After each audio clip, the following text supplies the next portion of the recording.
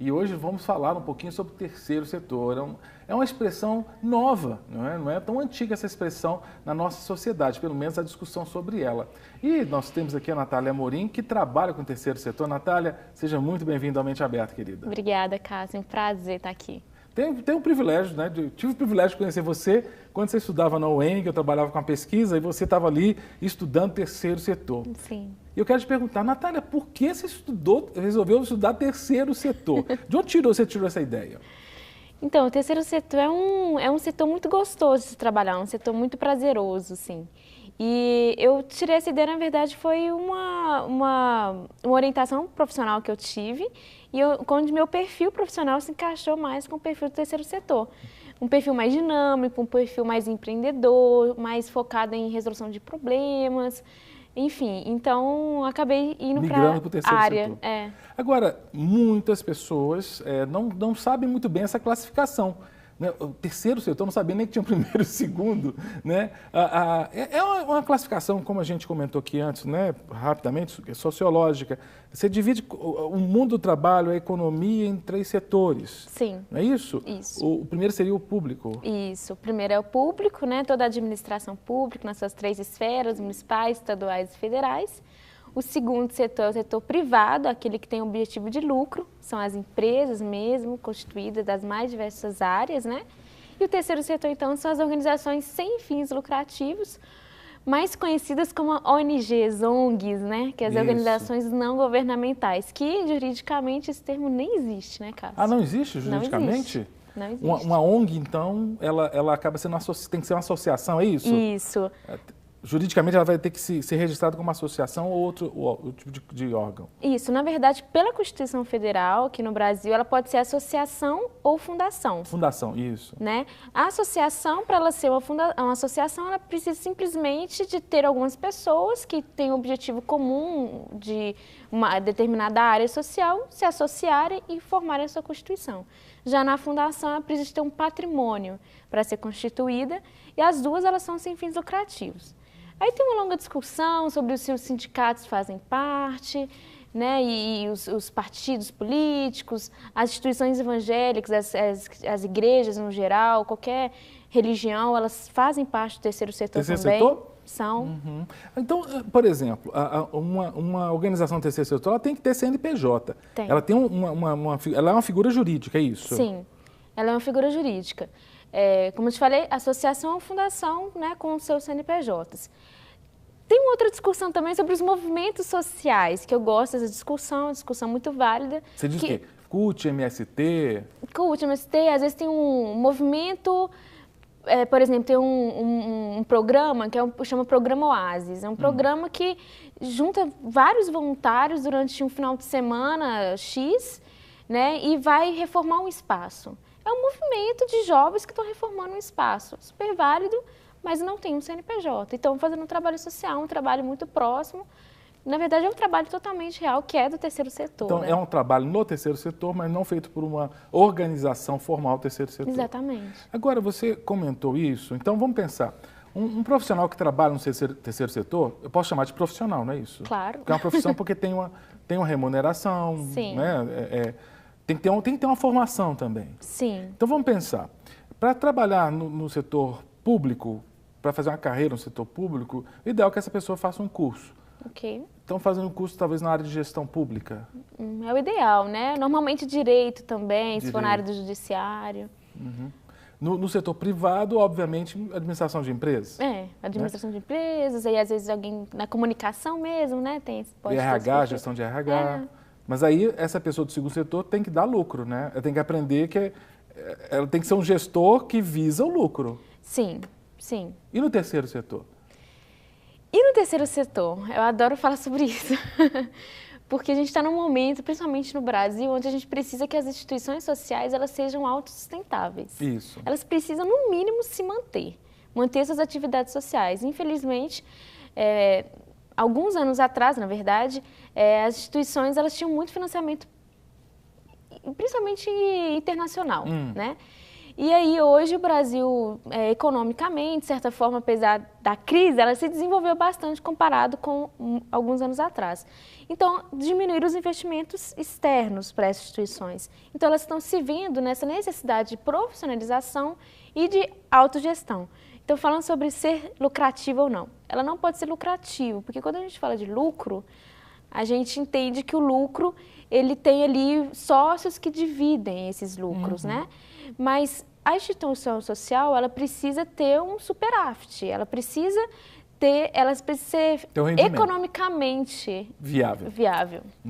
Porque senão ela não vai se manter, é o que tem acontecido muito, infelizmente. Muitas instituições estão fechando por não ter recurso. Mas o recurso para uma organização do terceiro setor, ele vem de onde?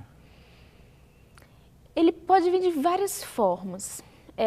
Eu prefiro a maneira que ela venha autossustentável, onde a instituição produz algum serviço, algum produto, onde ela venda, onde ela presta um serviço, e aí ela tem seu rendimento, porque vai depender das suas atividades. Entendi. Eu sem querer cortar, mas vamos bater num papo aqui. Eu estou pensando assim, uma associação que em Belo Horizonte, onde fica aqui o estúdio da Rede Super, tem uma associação, já tem um bom tempo, que trabalha com pessoas que trabalham em material reciclável, a Asmari. Ótimo. É uma associação. Sim. E os trabalhadores, as pessoas que coletam os materiais recicláveis, eles beneficiam aquilo e vendem. Sim. Então seria uma maneira da associação, que é terceiro setor, ela é terceiro, né? É terceiro setor. Dela ter parte do seu sustento ali, não é isso? Exatamente, exatamente. Na medida que os catadores, né, de material reciclável catam esse material e vendem esse material, então ela está deixando a Asmari mais autossustentável, e esse rendimento que está entrando, esse valor que entra, é onde vai pagar o trabalho dele, enfim. Porque tem custo, né? Tem muitos água, luz, custos. aluguel, exatamente, pessoal. Igual o poder público, igual a empresa, e às vezes até mais, porque a dificuldade de operacional é muito maior, né, para gerar esses resultados necessários. Mas e além do autossustentável? O setor privado, ele não pode fazer uma parceria com o terceiro setor? Não há um benefício fiscal, por exemplo, a empresa investir no terceiro setor? Exatamente, é com isso que eu estou trabalhando nesse momento, na verdade. Prestando assessoria exatamente na captação de recurso via um dos impostos que podem ter a dedução fiscal das empresas e pessoas jurídicas, que é o imposto de renda. Então, é possível sim que as empresas financiem os projetos sociais, seja por meio de incentivo fiscal, que no caso é a dedução do imposto de renda, onde o governo ele deixa para que o indivíduo, né, o privado, dê parte do seu imposto, destine parte do seu imposto para as instituições sociais. Ele contribui regularmente e declara no imposto de renda da empresa que está passando para aquela associação, para aquela fundação. Exatamente. E a lei estabelece alguns limites, né? No caso da empresa de lucro real é 1%, no máximo do lucro que ela deveria destinar para o poder público. E no caso da pessoa física, no máximo 6%. Ela pode deduzir e encaminhar. Então, é uma forma de incentivo do governo, onde que o cidadão ele pode direcionar parte do seu imposto para um projeto que ele gosta, que ele se interessa em investir. Mas a associação, a fundação, a ONG, ela emite um recibo? Como é que há uma comprovação de que ela recebeu esse financiamento? É um financiamento? Sim. Esse investimento? Sim. Dessa maneira de incentivo fiscal, com o imposto de renda, ela acontece por meio de conselhos, conselho municipal, estadual ou federal, da criança e adolescente, do idoso, do deficiente, de vários conselhos. Então, o conselho é que emite para a pessoa física ou jurídica que está destinando um recibo, onde ela vai comprovar junto à Receita Federal que ela fez aquela destinação e vai ter, inclusive, a dedução, ela vai ter se ela tem a restituição do imposto de renda, ela vai ter o percentual dessa doação acrescido na sua restituição, ou mesmo abatido o imposto a pagar. Além do abatimento, pode haver até aumentar a restituição. Exatamente. Mas a organização do terceiro setor, ela tem que ter aquele selo, porque tem alguns selos de utilidade pública, tem que ter, toda tem que ter, não, né? Tem que ter, tem que ter. Na verdade, dessa maneira que eu estou te falando, por meio de conselho, não necessariamente, mas é delicado E isso tudo a gente está trabalhando num aspecto mais estratégico do terceiro setor para a gente regulamentar melhor. Porque, na verdade, pela Constituição Federal, as instituições sociais elas já têm esse perfil de prestar esses serviços e de fazer isso, né? Só que acaba sendo exigido delas muitos títulos. Um deles é a utilidade pública municipal, federal e estadual, exige OCIP, enfim. E esses títulos são para comprovar que elas são sociais, mas na verdade elas já são sociais Obviamente. pela sua Constituição, no seu estatuto, né? Enfim, então hoje sim tem se exigido alguns títulos para conseguir esses benefícios fiscais e até mesmo é uma forma de dar uma credibilidade para a instituição que tem aquele título. Particularmente eu espero que isso não exista mais, porque ela, só por se constituir, ela já é uma instituição social. Agora, Natália, eu falei com você, antes da gente entrar no ar aqui, que eu ia também te apertar, que vem umas perguntas na minha cabeça, assim, que eu fico, vou fazer. Mas, assim, eu acho que, às vezes, o critério é forte de querer esse tipo de selo, porque pode ter uma organização do terceiro setor que vira lavanderia, não pode? Em que sentido? Hoje Poder não pode, não, né? digo, Mas tem. Tem. Porque eu tô dizendo, no Brasil a gente já fica desconfiado de tudo, mas tem tanta coisa assim, tanta propina, tanta empresa do segundo setor, empresa privada, que está fazendo coisa errada, que a gente pensa, aí tem uma fundação lá, tem uma organização lá, uma associação, que ela pode fazer o seguinte, a empresa X troca favores com os gestores dessa organização, dá um dinheiro por fora, essa organização emite um recibo para descontar no imposto de renda. Como fazer para participar, para ajudar a organização, e sabendo que essa organização é séria? Existe algum critério? Existe um rol de organizações do terceiro setor idôneas? Existe alguma coisa? Olha, que eu tenha conhecimento, não existe selos ou certificados de instituições idôneas. O que existe realmente são títulos e algumas qualificações, né, como a gente chama como de OCIP, de utilidade pública. O próprio registro nos conselhos é um selo onde aquela instituição ela é uma instituição séria, onde ela está sendo fiscalizada.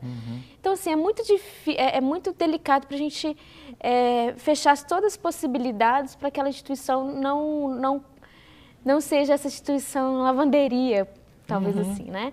É muito delicado a gente fechar todas as possibilidades. Eu, particularmente, defendo a ideia que existem esses títulos, mas que esses títulos não sejam limitadores para que as instituições participem de chamamentos públicos e de captação.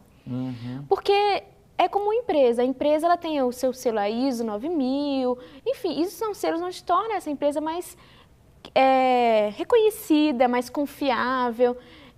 Mas ela não deixa de operar praticamente por não ter aquele selo. Agora, você falou que pode ser pessoa jurídica, ou normalmente é pessoa jurídica, mas a pessoa física pode investir e ter uma devolução, uma redução de imposto de renda numa organização do terceiro setor? Sim. Como? Exatamente isso que eu faço, ajudando essas pessoas. Ela vai fazer o processo semelhante ao da empresa também. Na hora da sua declaração de imposto de renda, ela pode, tanto antes da declaração, porque no início do ano se faz a declaração, mas durante o ano anterior a pessoa tem guardando os recibos. Então, durante o ano ela pode fazer várias doações, e essas doações que ela fizer para o conselho, onde uma instituição tem um projeto aprovado. Tem que ter um projeto aprovado. A instituição social que quer um financiamento de um projeto, ela vai se cadastrar num conselho municipal, estadual ou federal. Cadastrado, aí sim ela vai ter autorização para captação, então a pessoa física vai doar para o conselho durante o ano num percentual máximo de 6%. No ano seguinte, quando ela fizer a declaração, ela vai lançar isso na declaração. E aí, até 6%? Até 6% do imposto de renda devido, que ela deveria pagar para o governo. Entendi. Ou se ela tiver restituir, aquilo que ela deveria ser restituída, né? E é um processo bem simples. Mas, assim, é muito comum, acho que não só em Belo Horizonte, onde a gente está, mas em várias cidades, associações de apoio ao paciente de tal patologia, sabe? Várias organizações, e essas atuam no terceiro setor, não é? Essas que dão ajuda a pessoas com doenças. Sim. Mas muitas dessas dão aquele recibo, assim, sabe, meia ação entre amigos. Aí não adianta, a pessoa que tem esse recibo, ela não vai chegar, se ela declarar no imposto de renda, ela pode ter problema, porque esse recibo não implica necessariamente nesse desconto, né? Não, para que ela tenha a sua dedução dessa doação, para que ela tenha isso junto à Receita Federal, ela precisa doar diretamente para o Conselho. O Conselho é que vai repassar para a instituição. Se ela faz uma doação direta, isso não acarreta. A não ser que ela tenha um título de OCIP e é um outro processo. Uhum. Mas, no geral, tem que tomar muito cuidado com esses recibinhos, achando que isso vai ser deduzido. A gente tem um perfil bem interessante da pessoa física, que normalmente ela doa exatamente, sem querer abatimento, ela doa por... Filantropia. Filantropia, por solidariedade mesmo. Uhum. Então, a gente não precisa preocupar tanto com essa burocracia com a pessoa física. Mas, sim, tem que tomar esses cuidados se você quer, né, como pessoa física, ter a dedução. Mas quantitativamente, eu não sei se existe alguma pesquisa, porque você fala que a empresa pessoa jurídica 1%, pessoa física 6%. Okay. Quantitativamente, assim, em termos estatísticos, existe alguma pesquisa que mostre se as organizações do terceiro setor têm maior verba vinda de empresas ou vinda de pessoas físicas? Existe alguma pesquisa? Você conhece, você tem algum dado? Ou você tem a sua impressão, pelo menos? Olha, a gente tem a Associação Brasileira de Captadores de Recursos, né, onde eles buscam sempre estar com esses dados atualizados. Mas, infelizmente, a gente ainda não tem dados tão atualizados sobre esses números de doadores no Brasil. A gente tem pesquisa sobre o perfil dos doadores, né, a faixa etária, A mulher doa mais que o homem? A mulher, ela é mais se eu não me sensível? engano, a mulher ela doa assim mais que o homem, mas por incrível que pareça ela doa numa quantidade menor. O valor é menor do que o homem. O homem quando doa, ele doa um percentual maior. Talvez porque a gente também vive uma sociedade ainda machista, né? Assim, de que a renda seja inferior, né? Pode ser uma hipótese. Pode ser. Né? Agora, você falou que as igrejas, tecnicamente, são terceiro setor. Sim. Se encaixam em terceiro setor. Sim. Então, quem é pastor que está nos ouvindo, vendo agora, ele é o gestor de organização terceiro setor. Exatamente. Então, quando tem o contrato social da igreja lá, o estatuto, ele tem que registrar no cartório, já se entende que aquele CNPJ é de uma organização terceiro setor. Exatamente. Então, como é, Natália, que deve ser a gestão de uma igreja? Porque me parece que grande parte dos pastores e das pastoras, que são gestores de igrejas, eles adotam práticas de ter segundo setor. Ou estou errado? Não, você está certo. Primeiro, quero mandar um beijo para os nossos pastores, pastoras, né, muito queridos, que obrigado pela vida de vocês, né. Realmente, eles adotam, normalmente, mecanismos do mercado, né, Isso. do segundo setor. Por, eu acredito, mesmo falta de desconhecimento de como é essa gestão do terceiro setor. A gente tem caminhado em passos muito lentos com relação à capacitação específica do terceiro setor no Brasil, infelizmente.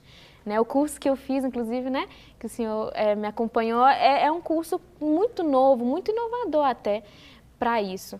Mas as instituições religiosas, elas costumam sim, ter esse mecanismo onde elas podem buscar se capacitar mais para gerir essa instituição social, que é a igreja, que tem um benefício público, que tem um objetivo de ajudar, né, aquela comunidade, os irmãos, as pessoas que estão congregando naquela instituição, de uma forma qualificada. Inclusive, até a gente fala muito da missão integral, né, da igreja, onde que ela vai atender o lado espiritual, a parte física, né, e a parte emocional, digamos assim, das pessoas no geral.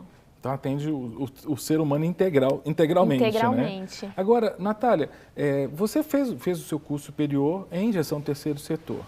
Atualmente você trabalha com captação. Sim. Mas antes de trabalhar com captação, você trabalhou na Igreja Batista da Lagoinha com um ministério que trabalha com o terceiro setor, né? Sim. Como é que foi essa experiência? Foi uma experiência fantástica. Foi uma experiência realmente... eu posso dizer que foi um presente de Deus, assim, um agradecimento enorme, assim, por ter tido isso. Eu trabalhei lá com o Instituto Inconformados, né, na Igreja Batista da Lagoinha, onde a gente tinha projetos sociais em 2 comunidades de Belo Horizonte, em duas favelas, que era o Morro das Pedras e a Pedreira Prado Lopes.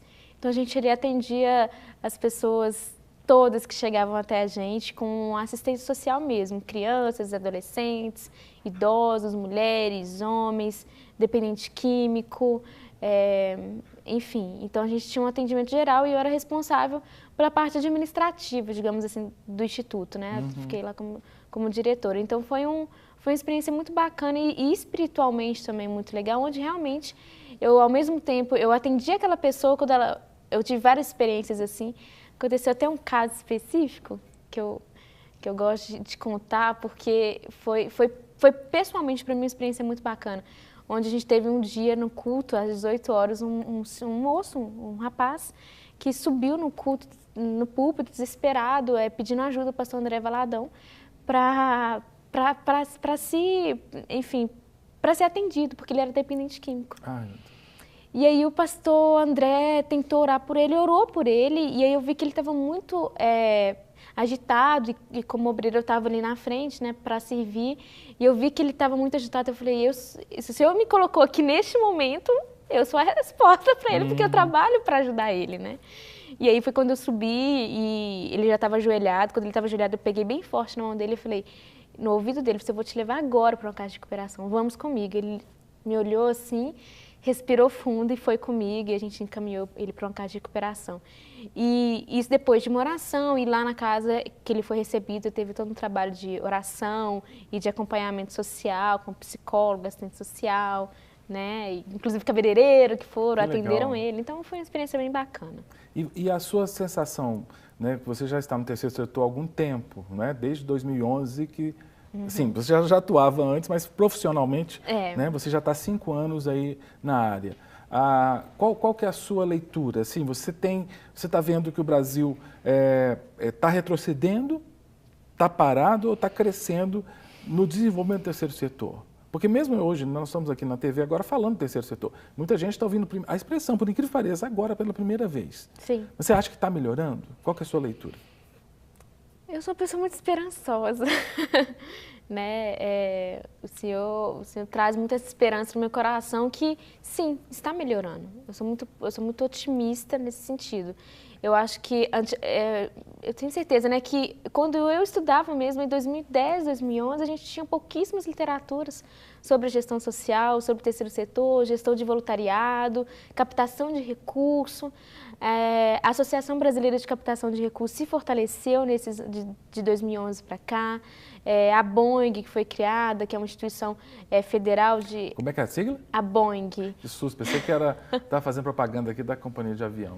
Não é Boeing, desculpa, não. Não posso falar. Mas essa associação que você fala de captação de recursos, tem que ter uma formação para fazer parte? Como é que é isso? Sim. Não precisa ter uma formação específica. Na verdade, a formação de captadores de recursos ela vai se dando muito na prática da convivência do terceiro setor, né? Existem sim alguns cursos onde que auxilia o profissional para que ele tenha um perfil para abordar as pessoas físicas, para incentivar que elas doem, tanto as pessoas jurídicas como até o poder público para abrir editais, para fazer chamamentos. Mas não tem uma qualificação específica. São cursos profissionalizantes que são oferecidos ao decorrer do tempo. Mas vocês, por exemplo, vocês chegam com o quê? Com um projeto ou com um folder da organização? Como é que é a abordagem? Assim? Sim. Uma abordagem aí mais pessoa física, digamos assim. A abordagem de pessoa física vai muito por indicação. Você conhece a instituição, já teve um trabalho de voluntariado lá, eu te peço um relacionamento, um outro contato, e eu vou fazer ligação mesmo, e vou te apresentar a instituição, e vou pedir para você ir lá, quando é uma pessoa física. Quando é uma empresa, a gente vai sim, com uma apresentação, com um folder, um panfleto, e faz uma visita à instituição, apresenta o projeto, convida ela para participar também, e aí faz uma negociação. Às vezes ela quer fazer uma doação pontual em dinheiro, às vezes ela quer fazer uma doação de bens. Eu, como instituição social, a única coisa que eu preciso ter claramente, gestores de organizações sociais, é realmente saber o que eu preciso, né? Uma coisa eu não tenho recurso porque eu não sei pedir. Tem que saber pedir, e saber pedir o que você realmente precisa, não aquilo que você acha que é legal, que vai ser interessante. Mas dentro de todas as necessidades que as instituições têm muito no dia a dia, quais são as mais fundamentais, onde eu posso ir pedir? E o que eu posso negociar, o que eu posso dar em troca também? E isso vai muito de até uma estratégia que você tem que pensar para abordar as instituições já com seu material, com tudo mais.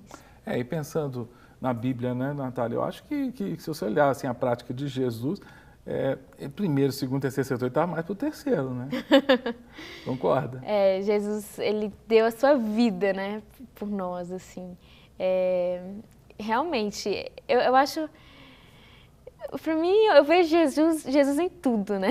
Uhum. Eu vejo Jesus em toda a prática, assim, dos setores. Mas, de fato, se for pensar o quanto ele doou por nós, né? O quanto ele nos amou e se entregou completamente, o terceiro setor se entrega muito pelo outro, né? Uhum. E sem fins lucrativos, né? Uhum. Não que quem for o gestor público não tem que seguir o modelo de Cristo ou o privado, né? Mas agora no terceiro setor é a prática toda, né? O tempo inteiro. Verdade, é verdade. Natália, muito obrigado, querida. O papo foi rápido, mas foi muito enriquecedor. Tenho certeza que muita gente aprendeu muito sobre o terceiro setor pela primeira vez, né? Uhum. E eu tenho certeza que Deus vai continuar te usando, te abençoando. Amém. Né? E captando recursos para obras, para ações em associações tão sérias que atuam nessa área tão importante da nossa sociedade. Obrigado, viu, querida? Eu que agradeço. É um prazer captar recurso e ajudar que instituições sociais se mantenham e cresçam, avançando, inclusive, com o reino de Deus, com a mensagem do Evangelho, com a mensagem de salvação, né? Para receber todas as novidades do canal, inscreva-se. E se curtir o vídeo, clique em gostei. Aproveite para acompanhar a Rede Super nas redes sociais.